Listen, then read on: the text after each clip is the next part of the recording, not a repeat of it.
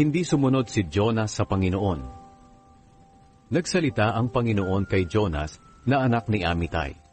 Sinabi niya, "Pumunta ka agad sa Ninive, ang malaking lungsod, at bigyan mo ng babala ang mga taga roon, dahil umabot na sa aking kaalaman ang kanilang kasamaan."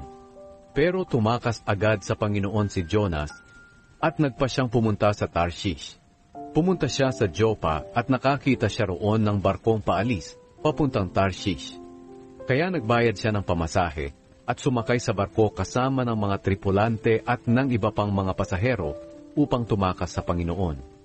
Nang nasa laot na sila, nagpadala ang Panginoon ng napakalakas na hangin at halos mawasak na ang barko. Kaya natakot ang mga tripulante, at ang bawat isa sa kanila ay humingi ng tulong sa kani-kanilang Diyos. Itinapon nila ang kanilang mga kargamento sa dagat para gumaan ang barko.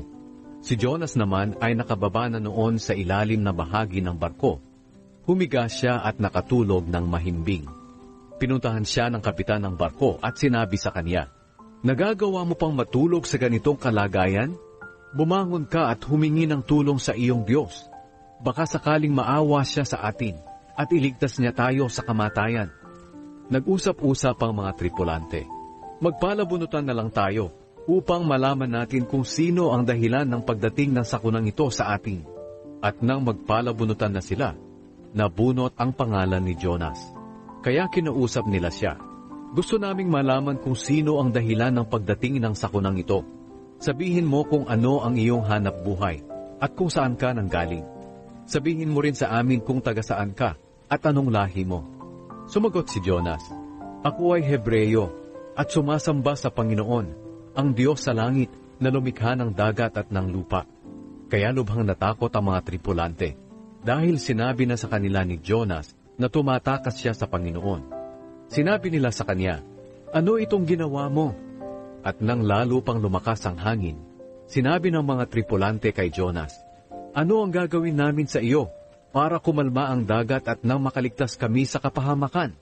Sumagot si Jonas sa kanila, "Buhatin ninyo ako at ihagis sa dagat at kakalma ito, sapagkat alam kong ako ang dahilan kung bakit dumating ang napakalakas na hangin na ito."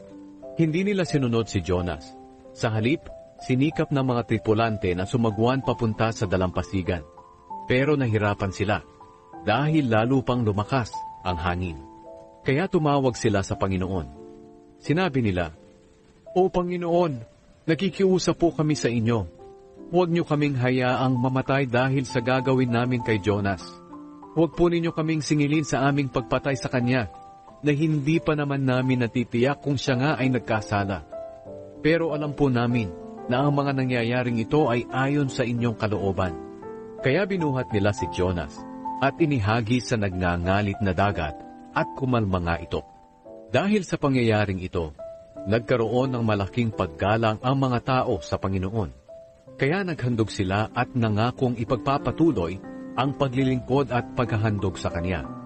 Samantala, nagpadala ang Panginoon ng isang malaking isda para lunukin si Jonas.